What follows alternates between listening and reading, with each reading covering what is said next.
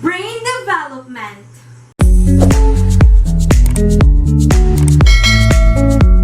Hey guys, welcome back to my channel. This is Megan Teacher Pauline, and today let's talk about the brain development. The brain can be divided into three major parts. The brain stem, shaped like a widening stalk, connects the spinal cord to the upper brain. It controls reflexes and involuntary processes like breathing and heart rate. Behind the brain stem and below the upper brain is the cerebellum, which is involved in balance and coordination. The cerebrum is the area most involved in higher processes like memory and learning. The cerebrum's outer surface is called cerebral cortex. Although less than 1/4 of an inch thick in adulthood, it is where the brain's most advanced activities such as planning and decision-making take place. The folds of the cerebral cortex, which give brain its wrinkled appearance, are an important feature of the brain structure. Appearing during prenatal development, these folds increase the surface area of the cerebral cortex and allow more of it to be packed inside the skull. The resulting ridges and grooves form a pattern that is essentially the same from person to person. The ridges are called gyri, singular gyrus. The grooves are called sulci, singular sulcus. Neurons and synapses form the wiring of the brain. The brain processes information by forming networks of specialized nerve cells called neurons, which communicate with one another using electrical and chemical signals. These messages are the physical basis of learning and memory. A neuron consists of a cell body and the branch-like structures that extend from it. These include multiple dendrites and an axon, which may have numerous axon terminals. The cell body is the neuron's control center. Among other duties, it stores DNA and generates energy used by the cell. The dendrites receive incoming signals from other neurons, and the axon and its terminal branches relay outgoing signals to other neurons. Axons are sometimes coated with myelin, a fatty substance that insulates the axon and increases the efficiency of communication. Messages are passed between neurons at connections called synapses. The neurons do not actually touch, however.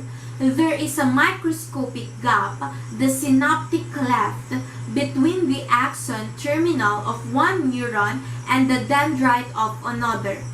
Communication between neurons involves complex electrical and chemical processes, but its basics can be outlined simply.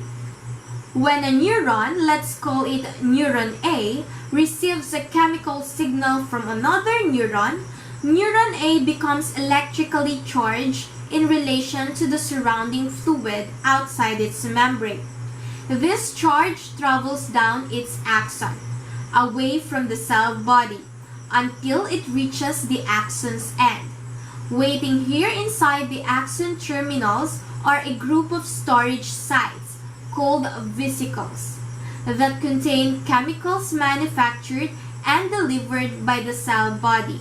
When the electrical charge arrives at the axon terminal, it causes these vesicles to fuse with the terminal cell membrane, spilling their contents out of the cell and into the synaptic cleft. As neuron A returns to its resting state, the molecules it spilled, called neurotransmitters, make their way across the synaptic cleft to neuron B's dendrite.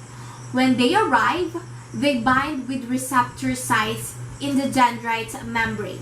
Each time a neurotransmitter molecule from neuron A binds with a receptor on neuron B, ions from the fluid surrounding the cells enter neuron B through the unlock receptor.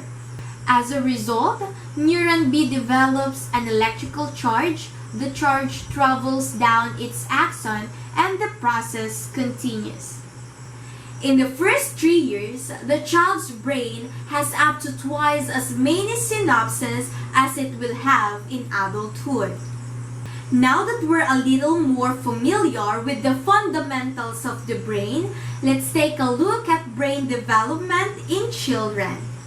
Between conception and age 3, a child's brain undergoes an impressive amount of change. At birth, it already has about all of the neurons it will ever have. It doubles in size in the first year, and by the age 3, it has reached 80% of its adult volume. Even more importantly, synapses are formed at a faster rate during these years than at any other time. These surplus connections are gradually eliminated throughout childhood and adolescence, a process sometimes referred to as blooming and pruning. The organization of a child's brain is affected by early experiences. Why would the brain create more synapses than it needs, only to discard the extras? The answer lies in the interplay of genetic and environmental factors in brain development. The early stages of development are strongly affected by genetic factors. For example, genes direct newly formed neurons to their correct locations in the brain and play a role in how they interact. However, although they arrange the basic wiring of the brain, genes do not design the brain completely. Instead, genes allow the brain to fine-tune itself according to the input it receives from the environment. A child's senses report to the brain about the environment and experiences, and this input stimulates neural activity. Speech sounds, for example, stimulate activity in language-related brain regions. If the amount of input increases, if more speech is heard, synapses between neurons in that area will be activated more often. Repeated use strengthens a synapse. Synapses that are rarely used remain weak and are more likely to be eliminated in the pruning process. Synapse strength contributes to the connectivity and efficiency of the networks that support learning, memory, and other cognitive abilities. Therefore, a child's experiences not only determine what information enters her brain, but also influence how her brain processes information. Genes provide a blueprint for the brain, but the child's environment and experiences carry out the construction. The excess of synapses produced by a child's brain in the first 3 years makes the brain specially responsive to external input.